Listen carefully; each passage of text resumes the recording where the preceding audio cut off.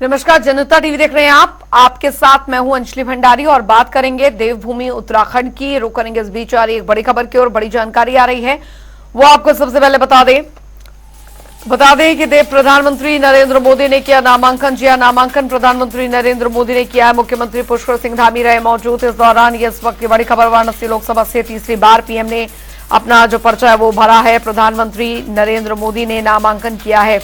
ये बड़ी खबर, मुख्यमंत्री पुष्कर सिंह धामी मौजूद रहे इस मौके पर, ये बड़ी खबर आ रही है। तो वाराणसी लोकसभा से तीसरी बार पीएम ने अपना नामांकन जो है वो दाखिल किया है।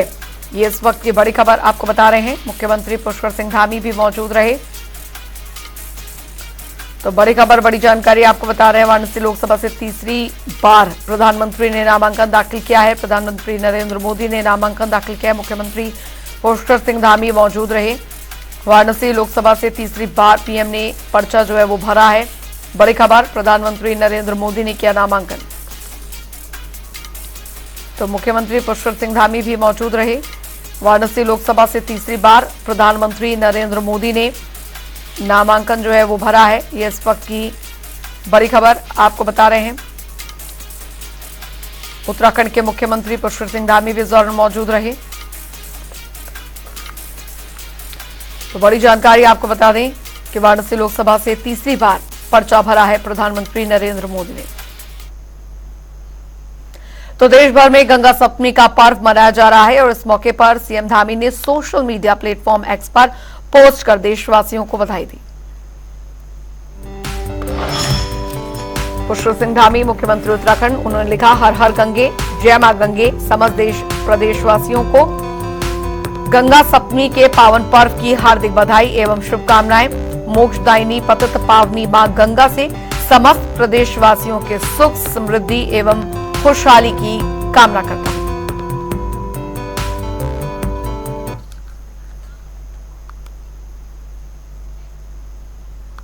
तो आज गंगा सप्तमी है, यानी कि मां गंगा का जन्मदिन। धार्मिक नगरी हरिद्वार में मां गंगा का जन्मदिन धूमधाम से मनाया जा रहा है। देश भर से आए श्रद्धालु सुबह से ही पवित्र हर की पैड़ी पर मां गंगा की पूजा अर्चना कर रहे हैं और स्नान दान भी कर रहे हैं।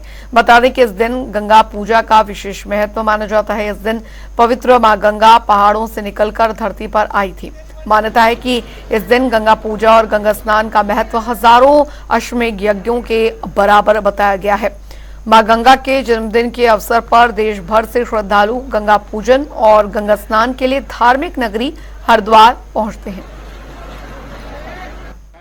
यतिराज दरक कर्नाटक से हैं। हमारे पूरा दरक परिवार आया हुआ है, साथ में आशावाग परिवार है।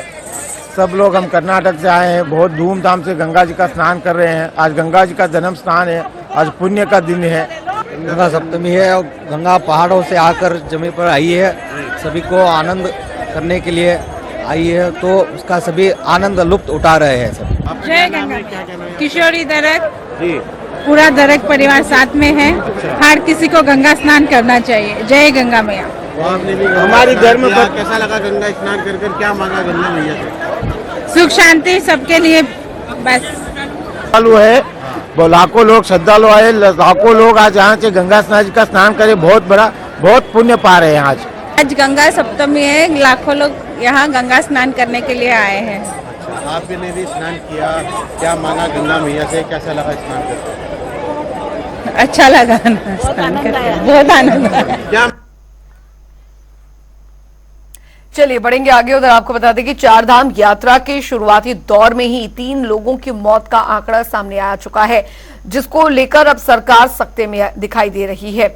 आनंद फानन में स्वास्थ्य मंत्री अदंत सिंह रावत ने दरअसल अधिकारियों के साथ बैठक कर व्यवस्थाओं को दुरुस्त करने के निर्देश दिए हैं। दरअसल 10 तारीख से शुरू हुई चारधाम यात्रा में पहले चरण में ही 3 लोगों की मौत का आंकड़ा सामने आ चुका है। हालांकि स्वास्थ्य मंत्री अदंत सिंह रावत इस पूरे मामले पर सफाई देते हुए दिखाई दिए।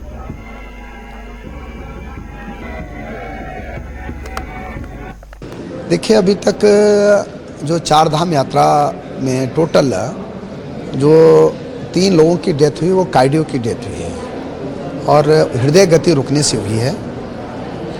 मैंने अभी विभागीय बैठक में भी कहा है, तो सभी वहाँ के सीएमओ ने भी कहा है कि कोई भी जो है हॉस्पिटल में किसी की डेथ नहीं हुई है। तो और इस बार हमने जो 50 साल से ऊपर के जितने भी यात्री आ रहे हैं उनसे जिलाधिकारियों से भी कहा है और पुलिस से भी कहा है कि हर यात्री जो है SOP की जो जारी कर रखी है उसका भी पालन करेगा और साथ में स्क्रीनिंग भी हम करा रहे हैं ताकि अगर किसी भी यात्री को रेस्ट देने की जरूरत होगी तो उसको रेस्ट भी दिया जाएगा। सर, आप ड्रीम प्रोजेक्ट के तौर उधर देहरादून में कांग्रेस प्रदेश प्रवक्ता शेषपाल सिंह बिष्ट ने चारधाम यात्रा के दौरान हो रही अव्यवस्थाओं पर राज्य सरकार को घेरा है। उनका कहना है कि सरकार सिर्फ बयानबाजी करती है, धरातल पर कोई तीसरी जो तैयारियां हैं वो सरकार ने चारधाम यात्रा को लेकर नहीं की है। यही वजह है कि श्रद्धालुओं को काफी परेशानियों का सामना करना पड़ रहा है। की शुरुआत में ही जिस तरीके से अव्यवस्थाएं हावी हो गई हैं उससे साफ पता लग रहा है कि सरकार ने जो है चारधाम यात्रा को गंभीरता से नहीं लिया, कोई होमवर्क नहीं किया, कोई तैयारी नहीं की। विपक्ष लगातार जो है सरकार को चेताने का काम कर रहा था। यमुनोत्री धाम के पैदल मार्ग में जिस तरीके से श्रद्धालुओं का जन सैलाब उमड़ा, वहां पर प्रशासन की कोई व्यवस्थाएं नजर नहीं आई। आप देखिए कि हजारों श्रद्धालुओं को जो है दर्शन किए बिना जो है वापस जाना पड़ा। वही स्थिति बद्रीनाथ धाम के जो है कपाट उद्घाटन के अवसर पर नजर आई। वहां भी जो है इतने संख्या में श्रद्धालु पहुंचे कि प्रशासन की व्यवस्थाएं चरमराती हुई नजर आई। आखिर व्यवस्थाएं बनाने की जिम्मेदारी किसकी है? ऑफलाइन रजिस्ट्रेशन के दौरान हरिद्वार में भी जो है व्यवस्थाएं हावी रही, पुलिस को लाठियां बाजनी पड़ी और श्रद्धालुओं के साथ अभद्रता हुई। आखिर इससे प्रदेश की छवि खराब हो रही है। चारधाम यात्रा को लेकर के पर्यटन विभाग और प्रदेश सरकार बड़े बड़े दावे कर रही थी, लेकिन धरातल पर जो है व्यवस्थाएं नजर। और सीधे आपको वाराणसी लिए चलते हैं। प्रधानमंत्री नरेंद्र मोदी नामांकन के बाद फिलहाल अब बाहर निकल रहे हैं। आप तस्वीरें देख सकते हैं। केंद्रीय गृह मंत्री अमित शाह उनके साथ मौजूद, JP नड्डा बीजेपी के राष्ट्रीय अध्यक्ष उनके साथ मौजूद, उत्तर प्रदेश के मुख्यमंत्री योगी आदित्यनाथ मौजूद हैं उनके साथ। ये तस्वीरें हम आपको दिखा रहे हैं। आप देख सकते हैं तमाम बीजेपी के जो सीनियर नेता हैं वो यहाँ पर उनके साथ मौजूद हैं। और नामांकन दाखिल करने के बाद फिलहाल प्रधानमंत्री नरेंद्र मोदी बाहर निकलते हुए, और आप देख सकते हैं जो लोग वहां पर मौजूद हैं उनका अभिवादन स्वीकार यहां पर कर रहे हैं। और तस्वीरें आप देख सकते हैं।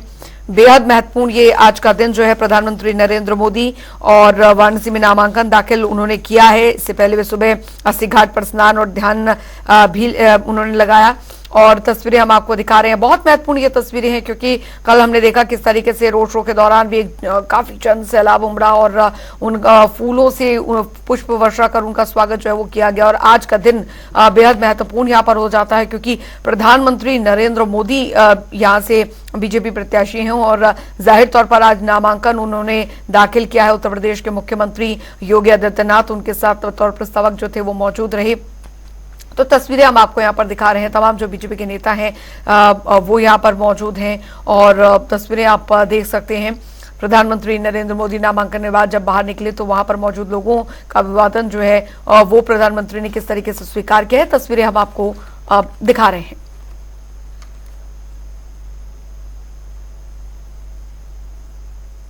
दुखद खबर है। एक तरह से मेरे लिए व्यक्तिगत क्षति भी है और पूरे सोसाइटी, पूरे देश, राज्य की क्षति है उनके जान।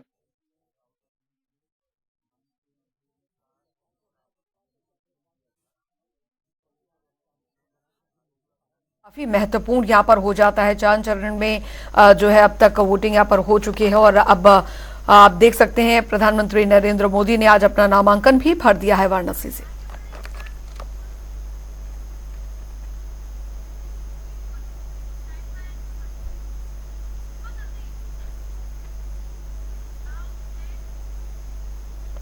बढ़ेंगे आगे। आपको बता दें कि उत्तराखंड में 10 मई से चारधाम यात्रा का आगाज हो चुका है।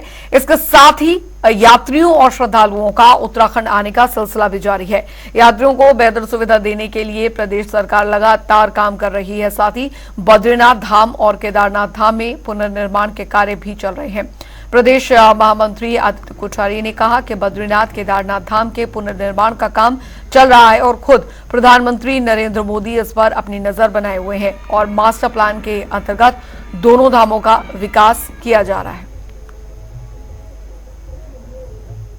कि प्रधानमंत्री नरेंद्र मोदी जी श्री केदारनाथ धाम पर, श्री बद्रीनाथ धाम पर विशेष निगाह रखे हुए हैं और उन धामों में व्यवस्थाएं ठीक हों, मार्ग ठीक हों, सड़कें ठीक हों, दुकानें एक मास्टर प्लान के हिसाब से बने, कहीं पर भी वहां पर जाम लगने की स्थिति न हो। इन सभी चीजों को एक मास्टर प्लान के तहत दोनों धामों का विकास किया जा रहा है और अभी उस कामों में अभी पूरी तरह से काम पूरा नहीं हो पाया है। और मैं समझता हूं कि राज्य सरकार भी, माननीय मुख्यमंत्री आदरणीय पुष्कर सिंह धामी जी ने भी 3 वरिष्ठ IAS अधिकारियों को इस व्यवस्था में लगाया है। उत्तरकाशी जिले के भी लगाया, केदारनाथ धाम के लगाया, बद्रीनाथ धाम के लिए लगाया है। और मैं समझता हूं कि हमारा पूरा प्रशासन वहां की व्यवस्थाओं को सुचारू रूप से कर सके, किसी तीर्थयात्री को कोई दिक्कत न हो, किसी प्रकार की कोई परेशानी न हो, कोई अनहोनी न हो, इसके लिए पूरी तरह से हमारा प्रशासन मुस्तैद है। और निश्चित रूप से ये व्यावहारिक रूप से छोटी मोटी दिक्कतें तो आती हैं, क्योंकि अभी हमारा इंफ्रास्ट्रक्चर इतनी बड़ी संख्या को झेलने के लायक नहीं है जितने तीर्थयात्री वहां पर आ रहे हैं। उधर रुद्रप्रयाग में केदारनाथ धाम की यात्रा के सुगम और व्यवस्थित ढंग से संचालन के संबंध में बैठक का आयोजन किया गया, जिसमें सचिव गृह दिलीप जावलकर के साथ ही जिला प्रशासन और पुलिस प्रशासन के अधिकारी भी मौजूद रहे। वहीं बैठक में सचिव गृह ने जिलाधिकारी का यात्रियों की सभी सुविधाओं का ध्यान रखने के निर्देश दिए। साथ ही उन्होंने क्या कुछ कहा, सुनिए। यहाँ पर पहुंचा हुआ था और हमने हमारी पुलिस व्यवस्थाओं के संदर्भ में काफ़ी डिटेल में हमने निरीक्षण कर लिया गया था। नए जो लगभग 50 से ज़्यादा यहाँ पर कैमरे लगे हैं, CCTV लगे हुए हैं। हम लोगों के जो कम्युनिकेशन की व्यवस्था है वो काफ़ी अपग्रेड हुई है। इनफैक्ट मैं भी जब यहाँ पर था उसके हिसाब से मैं जब कंपैरिजन करता हूँ तो व्यवस्थाएं काफ़ी जो है वो इम्प्रूव हो गई है। डिप्लॉयमेंट जो है वो काफ़ी समय से हो रखा हुआ है। कुछ अतिरिक्त PRD की आवश्यकता जिला प्रशासन ने बताई गई थी, वो भी अभी शासन से उसके आदेश हो गए हैं, वो भी अतिरिक्त व्यवस्था भी आएंगी। आज के डेट में केदारनाथ की व्यवस्थाएं जो है यात्रा की दृष्टि से देखें तो हम लोग जो है कहेंगे कि वो सुरक्षित है, ठीक चल रही है। लेकिन अभी हम लोग जैसे जानते हैं कि हम लोग की समस्या भी है यमुनोत्री गंगोत्री में, विशेषकर गंगोत्री में जो जाम लगा हुआ है उसके चलते यहाँ पर जो यात्रा आएगी वो काफ़ी लेट से यहाँ पर फिर क्राउड बढ़ने की संभावना है। उधर उत्तराखंड में चारधाम यात्रा जहां अपने शुरुआती दौर पर चरम पर हर साल यात्रियों से भरा दिखता था, वहीं आपको बताया दूसरी ओर यात्रियों को ट्रैफिक में लंबे समय तक रुक कर चलना पड़ रहा है। समय से यात्रा न होने के कारण यात्री भी काफी नाखुश दिख रहे हैं। बात करें गंगोत्री धाम की तो यहां पर सुबह से लेकर शाम तक यात्रियों का जमावड़ा देखने को मिलता था। वहीं अब मंदिर के प्रांगण और घाट सुनसान दिख रहे हैं। आपको बता दें कि गंगा पुरोहित सभा के अध्यक्ष संजीव सेमवाल ने प्रशासन के ढीलढाल रवैये को देखते हुए कहा कि प्रशासन के इस रवैये के कारण यात्री समय से यात्रा न कर पाने के कारण कुछ यात्री वापस चले गए हैं। यात्रियों को परेशान करने में लगी हुई है। गंगोत्री यात्रा को रोक दिया गया है और इसमें सरकार की बहुत साजिश है, इसमें जिला प्रशासन की भी बहुत साजिश है, इसमें पुलिस प्रशासन की भी बहुत साजिश है। अगर इन्होंने अतिशीघ्र इसमें कोई कार्रवाई नहीं की तो तुरंत पंडा समाज, तीर्थ पुरोहित समाज जो है उग्र आंदोलन के लिए उतारू होगा। उधर आपको बता दें कि चारधाम में प्रसिद्ध यमुनोत्री और गंगोत्री धाम आने वाले तीर्थयात्रियों की मदद के लिए प्रशासन ने हेल्पलाइन नंबर जारी कर दिए हैं। अब इन हेल्पलाइन नंबरों पर 24 घंटे दोनों धामों से जुड़ी महत्वपूर्ण जानकारी दी जाएगी। इसके अलावा कंट्रोल रूम की मॉनिटरिंग भी शीर्ष अफसरों को दी गई है ताकि तीर्थयात्रियों की हर समस्या का निदान किया जा सके।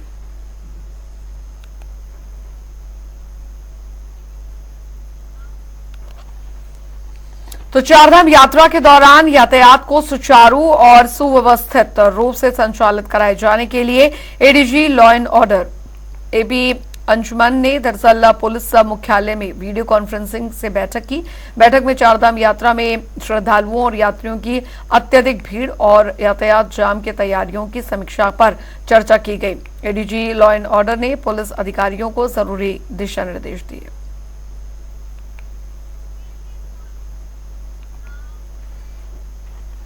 उधर रुड़की में ARTO कार्यालय में चारधाम यात्रा पर जाने वाले टैक्सी संचालकों से कई गुना फीस वसूली जा रही थी, जिसका खुलासा पुलिस ने छापेमारी के दौरान किया। इस दौरान पुलिस ने 6 दलालों को हिरासत में भी लिया है। फिलहाल पुलिस इन सब पर कार्रवाई करने में जुट गई है।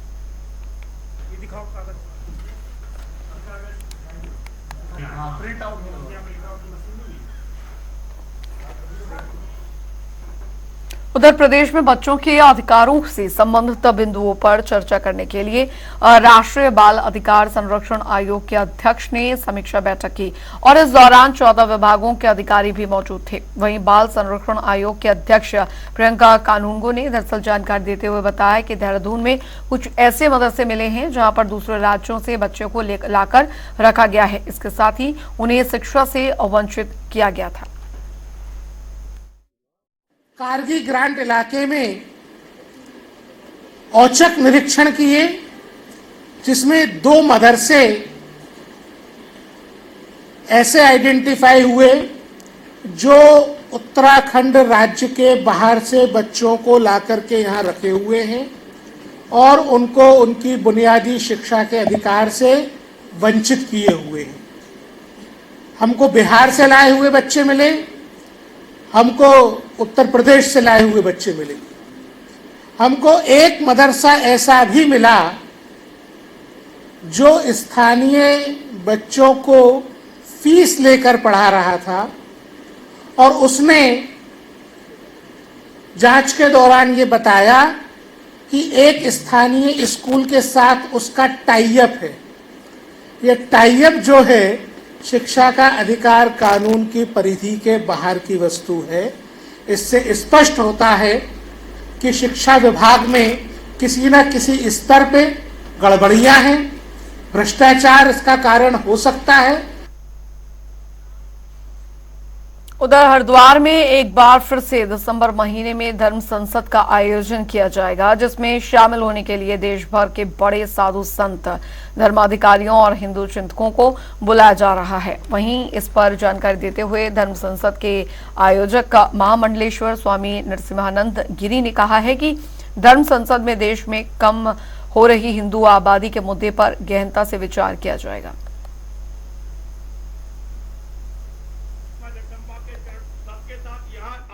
ये सर्वे की रिपोर्ट तो 2011 की जनसंख्या के आंकड़ों पर आधारित है। उसके बाद जनगणना करवाई नहीं गई है। अगर जनगणना आज की हो तो मुसलमानों की आबादी लगभग 30% की होने वाली है यहाँ, और ये आंकड़ा बहुत ही भयानक है। सरकार असली आंकड़े नहीं दिखा रही अभी भी। वो कुछ तो बता रहे हैं लेकिन अभी भी असली आंकड़े नहीं दिखा रहे हैं। स्थिति भारत की बहुत ही भयानक है। आप अपने चारों तरफ देख लीजिए, ये हिंदुओं की आध्यात्मिक राजधानी है और जिस तरह से इसे मुसलमानों ने घेरा है, पूरे देश को इसी तरह से घेरा जा रहा है। देखिए, हम तो विश्व धर्म संसद करके दुनिया को इसके बारे में अवेयर करने जा रहे हैं। पूरी दुनिया से अलग अलग धर्मों के धर्मगुरु और बुद्धिजीवी विश्व धर्म संसद में आने वाले हैं और हम लोग मिलकर इस वैचारिक लड़ाई को लड़ेंगे। और चलिए अब रुक करेंगे 2 मिनट में 10 बड़ी खबरों की ओर फटाफट अंदाज में। सीबीएसई का रिजल्ट हुआ जारी, सीएम धामी ने समस्त विद्यार्थियों को दी बधाई। उत्तराखंड वक्फ बोर्ड के अध्यक्ष शादाब शम्स ने विश्व प्रसिद्ध साबिर साहब की दरगाह पर चढ़ाई चादर। एक बार फिर नरेंद्र मोदी को पीएम बनने के लिए। गर्मी बढ़ने के साथ ही प्रदेश में पेयजल संकट का बड़ा खतरा, कई इलाकों में बड़ी पानी की समस्या। पेयजल योजना का शुरू हुआ। देहरादून में दिखाई ई रिक्शा चालकों की मनमानी, सवारी बैठाने के लिए चौराहों पर लगाया चक्का जाम। मसूरी के उपजिला चिकित्सालय में हड्डी रोग विशेषज्ञ अनुपस्थित, मरीजों को हो रही परेशानी, लोगों में भारी आक्रोश। चंपावत में ओलिटेक झील में नौकायान और पर्यटकों की बड़ी संख्या, साथ ही मत्स्य विभाग की ओर से झील में डाले गए 1 लाख मत्स्य बीज। हरिद्वार में बीमारियों को लेकर स्वास्थ्य विभाग हुआ अलर्ट, सरकार ने जारी की गाइडलाइन, सभी अस्पतालों को प्रबंधन करने के दिए निर्देश। चंपावत में 26 मई को हो सकते हैं व्यापार मंडल के चुनाव, 500 व्यापारी हो चुके हैं पंजीकृत। मसूरी में यात्रा और पर्यटन के चलते लगा कई किलोमीटर तक का चक्का जाम, लोगों को करना पड़ा परेशानियों का सामना। उत्तरकाशी में यमुनोत्री और गंगोत्री धाम में सुचारू रूप से शुरू यात्रा, संक्रिय और संवेदनशील मार्गों पर 1 वे सिस्टम से चल रही यात्रा, पैदल मार्ग पर भीड़ को किया जा रहा नियंत्रित।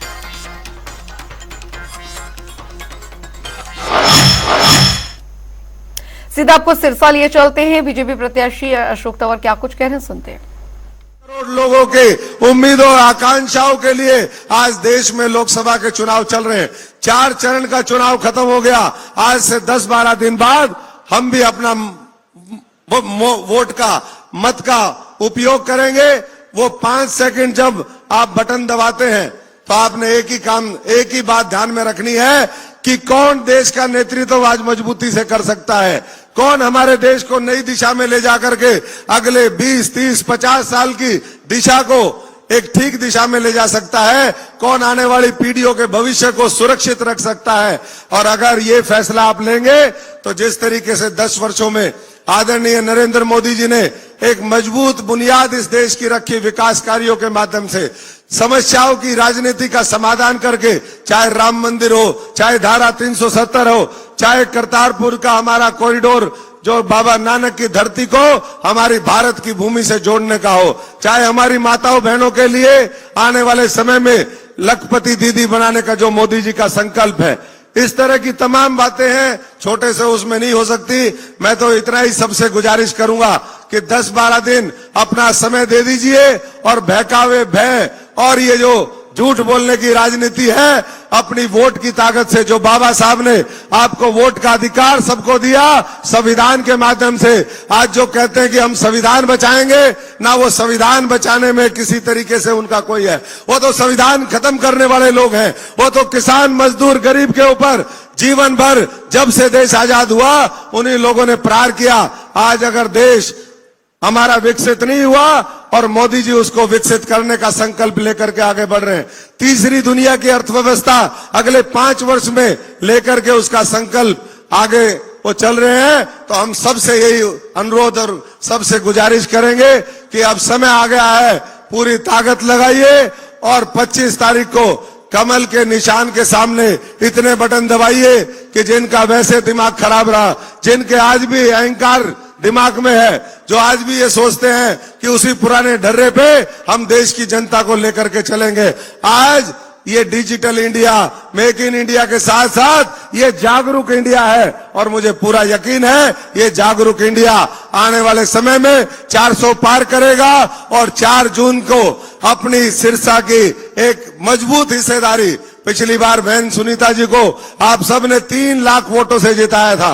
मैं आप सबसे गुजारिश करूंगा, उस समय मोदी जी का, मनोहर लाल जी का 5 साल का कार्यकाल था, आज वो कार्यकाल 10 साल का हुआ है और इस बीच में बड़े बड़े फैसले हुए हैं। तो इसलिए 10 साल के कार्यकाल पे मोहर लगा करके इस बार नहीं, तीसरी बार नहीं, बार बार भाजपा सरकार बने, बार बार मोदी सरकार बने।